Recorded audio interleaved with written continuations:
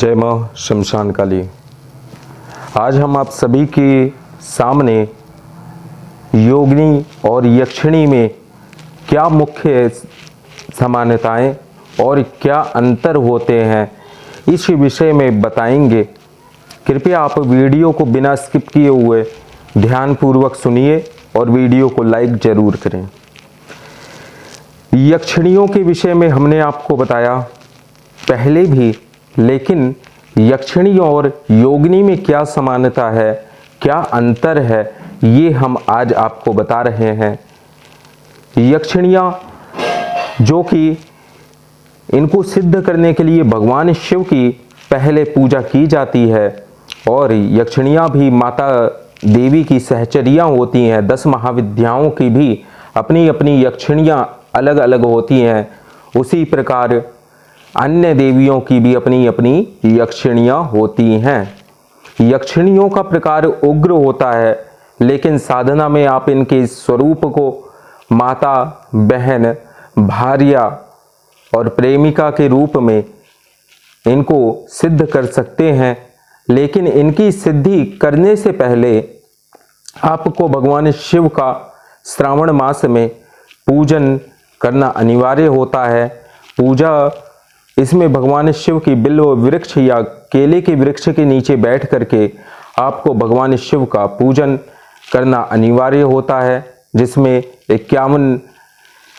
अब इस पूजा में भगवान शिव की पूजा के साथ साथ 16 रुद्राभिषेक करने आवश्यक होते हैं और एक गुप्त मंत्र होता है भगवान शिव का, उसका 51,000 जप आपको करना अनिवार्य होता है। साथ ही साथ यक्षिणियों को शीघ्र सिद्ध करने के लिए कुबेर की साधना करनी चाहिए। उसके पश्चात ही आप यक्षिणी सिद्ध करें। और भी आप कम समय में यक्षिणी को शीघ्र सिद्ध करना चाहते हैं तो आपको चंद्रायण व्रत रखना चाहिए।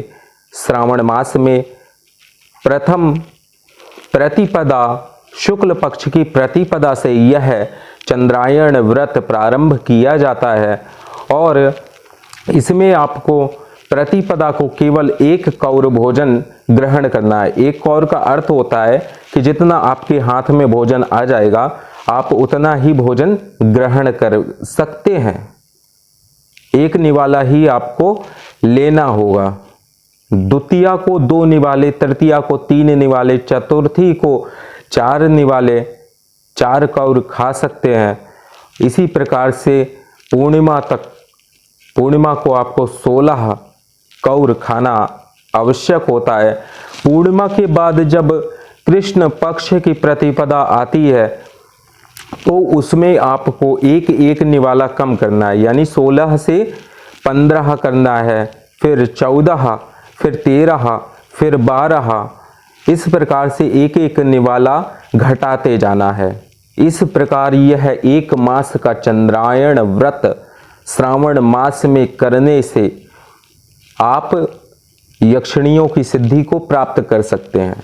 लेकिन वहीं अगर भगवान शिव की साधना करते समय भगवान शिव का प्रत्यक्षीकरण हो जाए तो बहुत ही अच्छी बात है। अगर ऐसा ना भी हो तो आपको स्वप्न के माध्यम से सुस्वप्न या कुस्वप्न अवश्य दिखाई देता है। वह आप अपने गुरु को अगर बताएंगे तो उसका अर्थ वो आपको भली भांति समझा सकते हैं। अब इसमें क्या है, अगर आपको अगर शिव साधना के अंतर्गत अगर कोई बुरा सपना आता है तो आप यक्षिणी की साधना ना करें। जिस यक्षिणी के विषय में आपने सोच रखा है आप यक्षिणी साधना में बिल्कुल भी हाथ ना डालें, अन्यथा आपके साथ में हानिकारक कुछ ना कुछ दुर्घटना अवश्य होगी। अगर आपको अच्छा स्वप्न आता है तो आपको यक्षिणी साधना अवश्य सिद्ध हो जाएगी, इसमें कोई दो राय नहीं है। यह तो रहा यक्षिणी के विषय में कि यक्षिणी देवी की सहचरी होती है, लेकिन इसका स्वभाव उग्र होता है और इसकी प्रकृति तामसिक होती है। यह शीघ्र सिद्ध हो जाती हैं भगवान शिव और कुबेर की पूजा करने से। अब हम बात करते हैं योगिनियाँ। योगिनियाँ क्या है? आखिर उनको योगिनी कहा गया क्योंकि योगी की जो शक्ति होती है, जिस प्रकार एक योगी में शक्तियां विद्यमान होती हैं, उसी प्रकार योगिनी के अंदर बहुत ही भयानक शक्तियां होती हैं। और तंत्र के अंतर्गत 64 प्रकार की योगिनियां हैं, जिसमें अष्ट योगिनी की साधना तांत्रिक लोग किया करते हैं। 64 योगिनी को साधना तो भगवान शिव के बिना तो उनको कोई साध नहीं सकता, क्योंकि आदि योगी वही हैं। और आदि योगी की शक्तियों को, उनकी पूजा, उनका आराधना करके ये योगिनियाँ बहुत ही शक्तिशाली हो गईं और देवी के साथ उनकी मदद करने के लिए सदैव तत्पर रहती हैं। इसलिए यह योगिनियाँ चंडिका, रण चंडिका की सहचरी हैं और लाखों करोड़ों की संख्या में योगिनियाँ इस पृथ्वी पर विद्यमान हैं। केवल यह 64 नहीं, देवी के अनुसार अलग अलग देवियों के स्वरूप से अलग अलग योगिनियों की उत्पत्ति होती है और ये बहुत ही शक्तिशाली होती हैं। यक्षराज कुबेर भी इन योगिनियों की साधना करके, योगिनी साधना करके वह कुबेर पद को प्राप्त किया उन्होंने। भगवान शिव और योगिनी की साधना के कारण ही कुबेर को धन का स्वामी बनाया गया। अनेक शक्तियां कुबेर, यक्षराज कुबेर को योगिनियों के द्वारा ही प्रदान की गई है।